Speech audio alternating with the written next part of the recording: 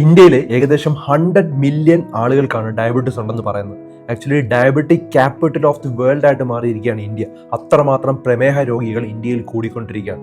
3 കാര്യങ്ങൾ ഒഴിവാക്കിയാൽ നിങ്ങൾക്ക് പ്രമേഹത്തിനെ ആദ്യമേ റിവേഴ്സ് ചെയ്യാനായിട്ട് പറ്റും. ആ 3 കാര്യം ഏതാണെന്ന് വ്യക്തമായി മനസ്സിലാക്കുക, ധാരാളം ആളുകളുടെ അറിവിലേക്ക് ഇത് ഷെയർ ചെയ്ത് കൊടുക്കുക.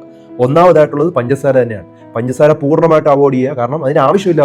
നമ്മൾ കഴിക്കുന്ന അരിയിലും അതുപോലെ പച്ചക്കറിയിലും ഫ്രൂട്ട്സിലും എല്ലാം ഷുഗർ ഉണ്ട്. അത് കാർബോഹൈഡ്രേറ്റ്സ് പൊടിഞ്ഞ് നമ്മുടെ ശരീരത്തിലോട്ട് ഷുഗറായി മാറുന്നുണ്ട്. അതുപോലെ ആർട്ടിഫിഷ്യലായിട്ട് ഷുഗർ ഒരു കാരണവശാലും നമ്മുടെ ശരീരത്തിലോട്ട് എത്താതിരിക്കാൻ നോക്കുക.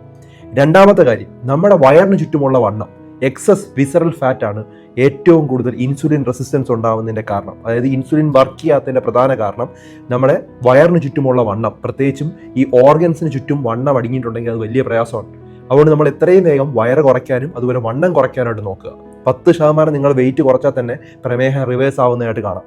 മൂന്നാമതായിട്ട് നമ്മുടെ മസിൽ ഡെവലപ്പ് ചെയ്യാത്തതുകൊണ്ടാണ്. നമുക്ക് കുറച്ച് വെയിറ്റ് എടുത്തിട്ടുള്ള എക്സസൈസ് തന്നെ നിർബന്ധമായിട്ടും ചെയ്യണം. കാലിലെ മസിൽസ് സ്ട്രെങ്തൻ ആക്കാനായിട്ട് നോക്കുക, കയ്യിലെ മസിൽസും എല്ലാം ഒന്ന് സ്ട്രെങ്തൻ ആക്കുക. ഈ 3 കാര്യം ഒന്ന് ചെയ്തു നോക്കിയേ നിങ്ങളുടെ ഡയബറ്റീസ് റിവേഴ്സ് ആവുന്നതായിട്ട് കാണാം. തുടക്കത്തിലേ ഇത് കണ്ടെത്തി ഇത് ചെയ്തു കഴിഞ്ഞാൽ പൂർണ്ണമായിട്ട് നമുക്ക് ഡയബറ്റീസിനെ റിവേഴ്സ് ചെയ്യാനായിട്ട് പറ്റും. ഇത് ധാരാളം ആളുകളുടെ അറിവിലേക്ക് ഷെയർ ചെയ്ത് കൊടുക്കുക. വളരെ ഇമ്പോർട്ടൻ്റ് ആയിട്ടുള്ള ഒരു ടിപ്പാണ് നമ്മൾ ഇന്ന് ഷെയർ ചെയ്തത്.